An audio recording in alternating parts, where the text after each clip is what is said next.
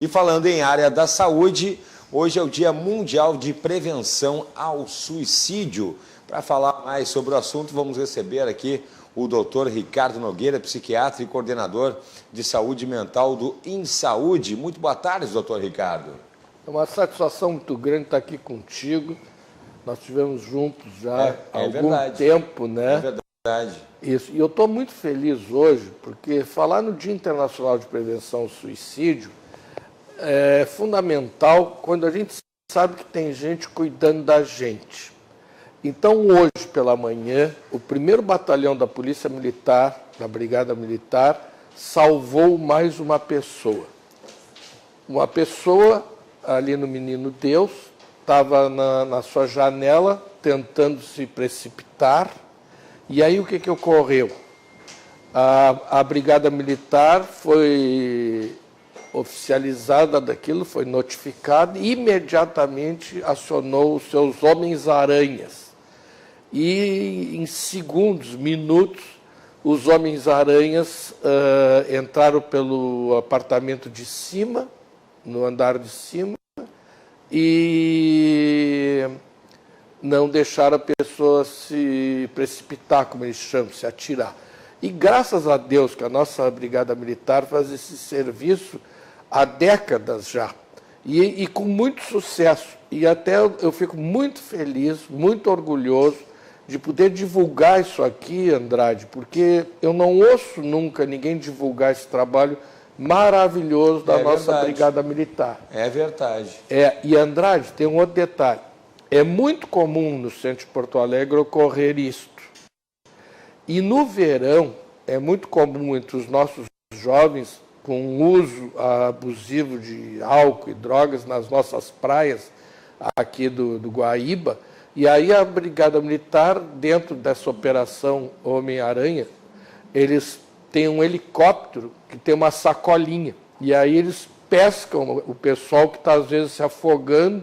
Isso. E muitas vezes por tentativa de suicídio. Então, estou muito feliz de saber que, mesmo que hajam e que acontece isso já há décadas no Rio Grande do Sul, tem alguém que nos protege. E não é só a Brigada Militar, porque o problema do suicídio não é um problema da segurança, é um problema da educação, é um problema da saúde, é um problema da assistência social, ou seja, é um problema de todos nós.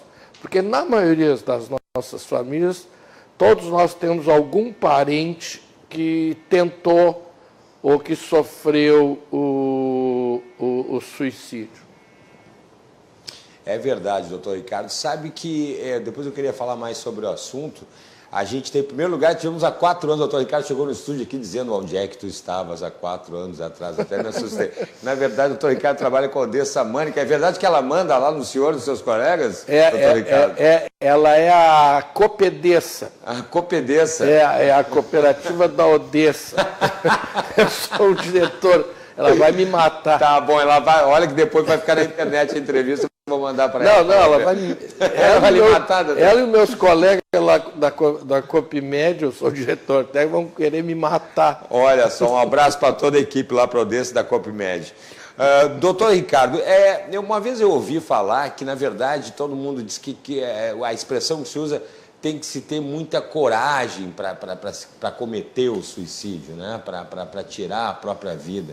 Como é que será que é isso? Isso aí fica uma coisa meio assim em relação à depressão que a pessoa está sentindo. Será que seria essa a expressão adequada? O que leva? Nós, como jornalistas, temos uma regrinha não dita que a gente não divulga muito. Eu achei muito interessante o senhor falar sobre trabalho. Senhor não, porque o Ricardo não quer que chame de senhor. Senhor, para quem acredita, está no céu, segundo ele, né, doutor? Ricardo, aquela questão de a gente não divulga para não incentivar, né? Mas, ao mesmo tempo, não se falar no assunto também não é a melhor solução, né? A falta de informação também não é a solução. Eu me lembro que eu trabalhava em rádio de madrugada e eu me lembro que a gente fazia o papel de companhia de muita gente. Eu trabalhava da meia-noite às 6 e tinham pessoas que ligavam lá pelas 2h30, 3 horas da manhã. E com o tempo, eu estava iniciando, eu comecei a me dar conta da gravidade da importância que eu tinha, porque eu fazia uma companhia para aquelas pessoas que no imaginário delas eu ficava fazendo uma locução ali, falava algumas coisas, colocava as músicas que eu queria, dependia muito do meu humor, daquele estado, e as pessoas no imaginário delas imaginavam como é que eu era, daí lá pelas 2, 3 horas da manhã ligavam. Muitas pessoas para pedir música, num astral bom, tranquilo, estou aqui ouvindo e tal, mas tinham algumas que ligavam de uma maneira que depois eu entendia muito deprimidas, muito solitárias, né? E eu acredito que eu acho que 1 ou 2 vezes, doutor, eu tenha impedido aí uma bobagem de alguém aí, né, porque estava se sentindo sozinho. A pessoa levar a pessoa a cometer o suicídio é só para ela se sentir triste, sozinha, ou tem algum tipo de ato de coragem nessa Cláudio, ação? só aproveitando o teu favor. gancho que o doutor falou sobre a situação surpreendente, que a brigada evitou esse suicídio, como o senhor aconselha que uma pessoa proceda quando, por exemplo, se eu estou passando na rua e eu vejo uma pessoa nessa situação, eu devo conversar com ela, eu devo chamar a brigada, qual deve ser as primeiras orientações caso eu, que estou passando na rua, veja um caso acontecer assim?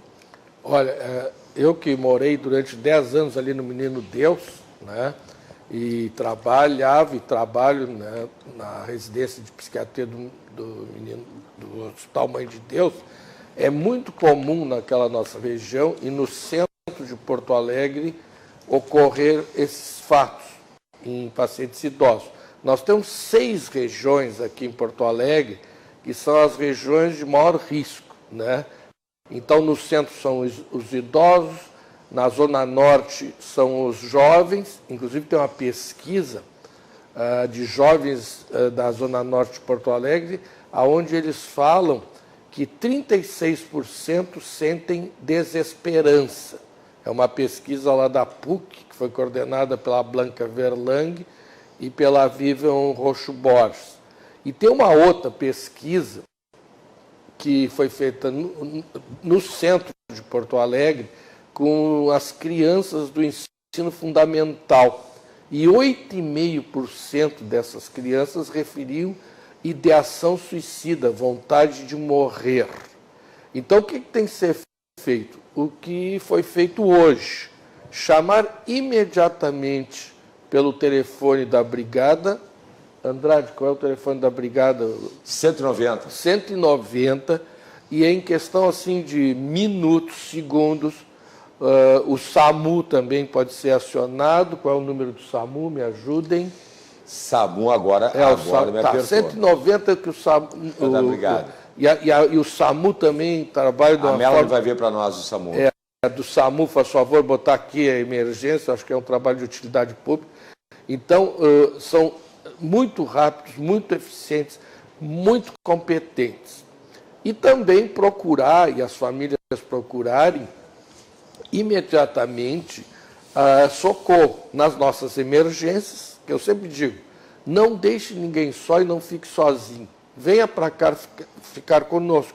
Nós estamos 24 horas de plantão, ou seja, nas emergências de todos os nossos hospitais, todas as emergências, no Centro de Atenção Psicossociais, os nossos CAPs, que tem vários deles que funcionam 24 horas, né? Então nós temos o CAPS lá que eu coordeno da Restinga, o CAPS da Aleno, né, que é lá na Protásio, que são 24 horas, a emergência lá do IAPI, que eu já coordenei quando era a época do Mãe de Deus, e agora está lá o pessoal do Vila Nova, que eu vou dar uma palestra lá dia 23. Então, todas essas emergências estão capacitadas, treinadas para o atendimento imediato. E graças a isso que nós evitamos muito o suicídio, né? O suicídio, infelizmente, é uma tradição gaúcha. E essa tradição não é de hoje, é uma tradição centenária. Que coisa estranha, pois eu já li isso, que o índice de suicídio, comparativamente com o número de habitantes no interior do estado, é muito grande. É imenso, o Andrade. Um dos maiores do mundo, inclusive. Exatamente. Se tu for analisar, no meu trabalho de dissertação de mestrado, eu pesquisei 180 suicídios. A maioria eram na região de Venâncio Aires, exatamente, Santa Cruz e Candelária. Venâncio Aires tem um fenômeno, é o maior índice de suicídio do mundo. E na região rural, porque Venâncio é um município muito grande, E a área rural tem alguns pontos que chegam a ficar a 44 quilômetros da sede. O número de tentativa da área rural e da urbana é o mesmo. No entanto, na área urbana tem pronto-socorro, emergência, hospital, e as pessoas são atendidas imediatamente. E na zona rural, não. Então, as pessoas da zona rural tentam suicídio e morrem. É o mesmo caso do infarto agudo do miocárdio. Sim. Se a pessoa for socorrida imediatamente, não morre, e se não morrer, não fica sequelada, desde que seja atendida o mais rápido possível. No suicídio, é a mesma situação. Eu já tive situações dentro da emergência do Hospital Mãe de Deus, por exemplo, de tentativas violentas, né, de corte de femoral, de jugular, né, de carótida, e foram atendidos imediatamente e estão salvos e estão vivos até hoje, graças a Deus. Então, nós temos uma estrutura. Mas deixa eu te contar uma história. Por favor. Em 1937, o Rio Grande do Sul teve uma intervenção federal. O Getúlio Vargas, que era gaúcho, interviu em todos os estados e botou um interventor. Foi o chamado golpe do Estado Novo de 1937. E aqui para o Rio Grande do Sul veio um general chamado Cordeiro de Farias. Aí, aquele chegando, quais são os problemas do Estado, o que eu tenho que resolver? E o pessoal disse: olha, general, o problema maior do Estado, em 1937, é o suicídio. Aí ele foi lá, olhou, pediu informações, olhou, fez uma comissão, olhou, estudou, e aí chamaram ele. O que o senhor resolveu, general? A partir de hoje está proibido falar sobre suicídio no Rio Grande do Sul. E eu vou fazer um decreto-lei. Nossa! Proibido. E, Andrade, esse decreto-lei ainda está em vigor, senão talvez tenha sido derrubado, talvez no governo Sartori, não tenho certeza absoluta. Mas a mídia começou de uns 10 anos para cá, resolveu começar a noticiar e divulgar. Por quê? Porque o Rio Grande do Sul ele aumenta o suicídio. E aqui tem um problema mais importante ainda, que atualmente Porto Alegre é a cidade brasileira com o maior índice de suicídio de crianças. Meu Deus! O que está nos alarmando muito é que antes nós ter um suicídio de uma criança de 10 anos era uma revolução. Hoje já tem crianças, hoje foi lançado o programa de prevenção ao suicídio do Ministério da Saúde, e já diziam eles, conforme algumas pesquisas, crianças de 6, 7 anos. E realmente é verdade. O que leva uma criança que não tem nem discernimento da vida a ter esse tipo de atitude, doutor? Então, vou lhe dizer. Uma vez eu estava de sobreaviso no programa de residência de psiquiatria do Mãe de Deus, fui chamado pelos colegas da otorrinolaringologia, que tinha uma criança que toda semana entrava na emergência do Mãe de Deus. Na primeira semana ele comeu uma moeda, na segunda 3 moedas, na outra 4, 5, 6 moedas. Aí um dia o otorrino disse: não, para aí. Engoliu uma moeda até que pode ser aceitável, mas cada vez mais chama a psiquiatria. E eu era sobreaviso, fui lá atender a criança. E aí eu perguntei para ele: por que tu engole moedas? Porque eu quero morrer. E por que tu quer morrer? Porque eu sou sozinho, abandonado, ninguém me cuida, ninguém me dá atenção. Aí eu chamei a família, óbvio, né? O pai, a mãe, a avó, o avô, a tia, tio, todo mundo. Era na época do pleno emprego. Todos trabalhavam. E realmente aquela criança ficava sozinha, abandonada e sem atenção. E quando ela chegava em casa, todos eles estavam cansados, outros tinham faculdade, a mãe tinha um novo namorado, o pai tinha uma nova namorada. E quando a criança queria, me faz uma comida, vai na geladeira e pega. Mas então come aqui comigo, não, agora não posso sair que o fulano veio me pegar. Hoje a realidade é outra. Nós estamos vivendo um isolamento social, desemprego, demissões, falências. Hoje, as crianças que nos procuram, elas dizem assim: eu estou aqui não é por mim, doutor, é por causa do meu pai, da minha mãe, que eles estão acuados. E por que teu pai está acuado? Porque ele não tem mais dinheiro para pagar o colégio que eu sempre estudei desde que eu nasci. Que é um colégio ótimo, particular, que eu adoro as professoras, tenho meus amigos. E ele, muito triste, veio me dizer que eu vou ter que sair porque ele não tem dinheiro para pagar. Doutor, aproveitando esse gancho que o senhor está falando sobre as crianças, que tipo de comportamento os pais têm que ficar atentos para possivelmente evitar essa situação? E só complementando a nossa questão anterior, o número da SAMU é 192. Mas retornando aí para a questão das crianças, quais comportamentos os pais têm que ficar atentos para evitar uma situação dessas, ver que a criança está deprimida e até evitar um possível suicídio? O problema é que a criança ela não suporta a depressão. A criança ela fica com muita raiva quando ela está triste. Então as crianças ficam agitadas, hiperativas, agressivas, ficam brigando umas com as outras, batendo, quebrando, agredindo, entendeu? E, na verdade, elas estão deprimidas, entendeu? E muitas vezes elas estão deprimidas não por um problema delas, mas por uma situação que elas vivem.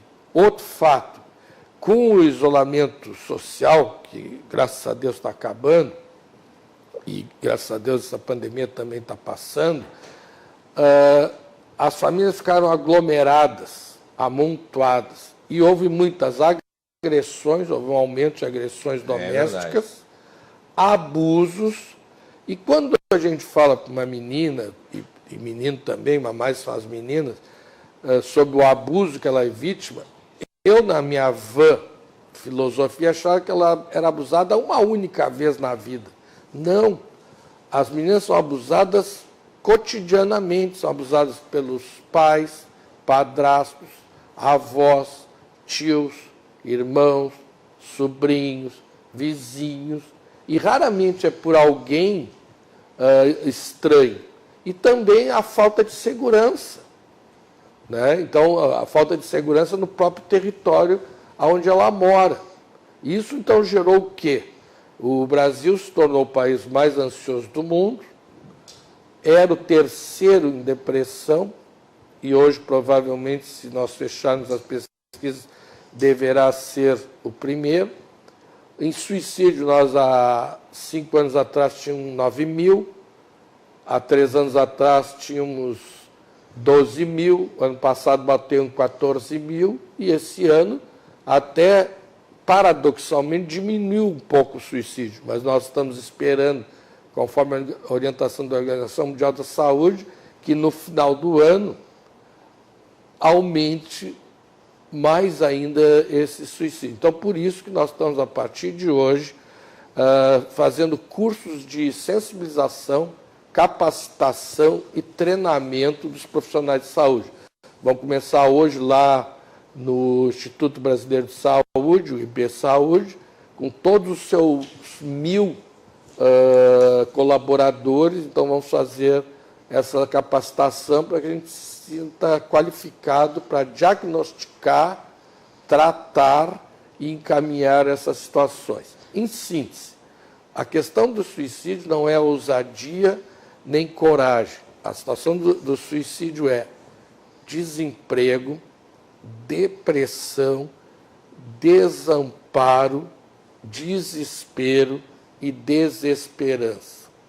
Perfeito o senhor ter tocado nesse ponto, porque era uma pergunta que eu queria lhe fazer sobre os números que a Organização Mundial de Saúde trouxe. Ano passado, eles noticiaram que 12 milhões de pessoas estavam com depressão no Brasil, e isso tornava ele o primeiro da América Latina nesses números. Mas a média global é de 4,4% das pessoas que têm depressão nos países, e aqui no Brasil é de 5,8%. O que o senhor avalia e atribui essa...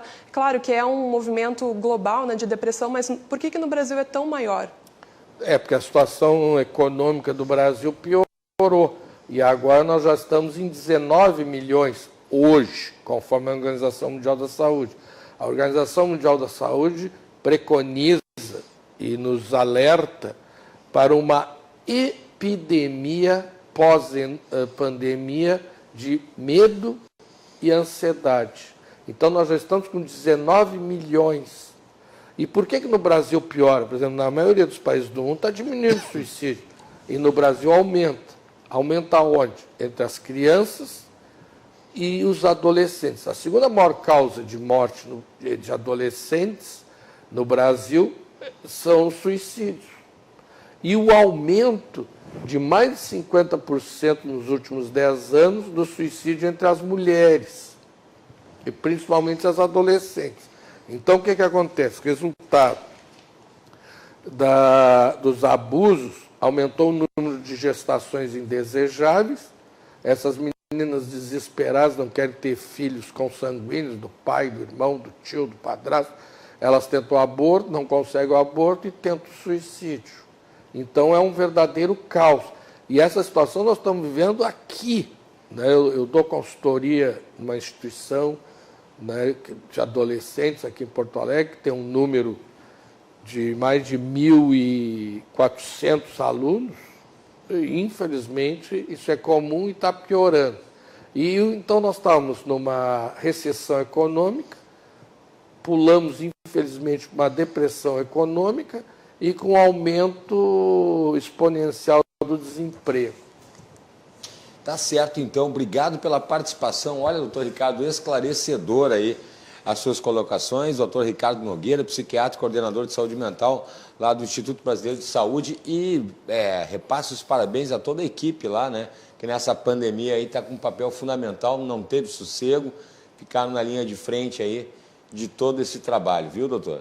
Isso, os nossos CAPs lá da Restinga e da Leno funcionando 24 horas em plena pandemia, quando o pessoal ficou com medo de ir no CAPS, sim. Nós criamos o CAPS itinerante, então nós vamos nas casas, está aqui o Sandro Grotto, que leva os nossos profissionais, né, Sandro, lá para serem atendidos e também atendendo por telemedicina. Né? E está aqui agora a Cristiane Viegas, né, que é a nossa responsável pela comunicação, que está sempre nos informando como esse caso hoje dessa pessoa lá do Menino Deus. Né? E além lá de Porto Alegre, nós estamos lá em São Lourenço, estamos em Pelotas, estamos em São Leopoldo, Dois Irmãos, né? Gravataí, Canoas. Então, nós vamos capacitar, né, Cristiane, a partir das 20 horas de hoje, começa o nosso treinamento através de uma live e depois através de um curso de educação à distância, e que todos vão estar capacitados para enfrentar esse problema que deverá ficar pior no final do ano. Cláudio, nós temos tempo para uma pergunta super rápida, mas é porque eu acho que seria importante a gente deixar esse recado final, né? Porque nós estamos em momentos muito difíceis, vivendo por causa da pandemia. Eu queria que o senhor explicasse, para finalizar aqui, para o pessoal de casa, quando é uma angústia normal, devido à pandemia, devido a todos os problemas que vêm nos assolando, e quando isso é um assunto mais sério, onde as pessoas precisam, então, procurar ajuda profissional. Pelo isolamento e pela pandemia, a nossa ansiedade, a nossa angústia, a nossa tristeza e o nosso isolamento já está em 6 meses. Então, o problema do diagnóstico dessas doenças é o tempo que nós convivemos com ela, é a persistência dos sinais e sintomas. Por um pequeno tempo é normal, mas a partir de um certo tempo e devido à intensidade desses sintomas. Muito bem, doutor Ricardo Nogueira. Muito obrigado mais uma vez aí pela participação. Doutor Ricardo, quem quiser mais informações aí, a gente teria aí um endereço, um telefone? Sim, vocês podem entrar no @Prevencal ao Suicídio, CPV, numa página nossa no Facebook. Podem participar da nossa live hoje, do IB Saúde. Pode entrar em contato direto com o Centro de Promoção à Vida através do 51-981-542250. Maravilha, maravilha.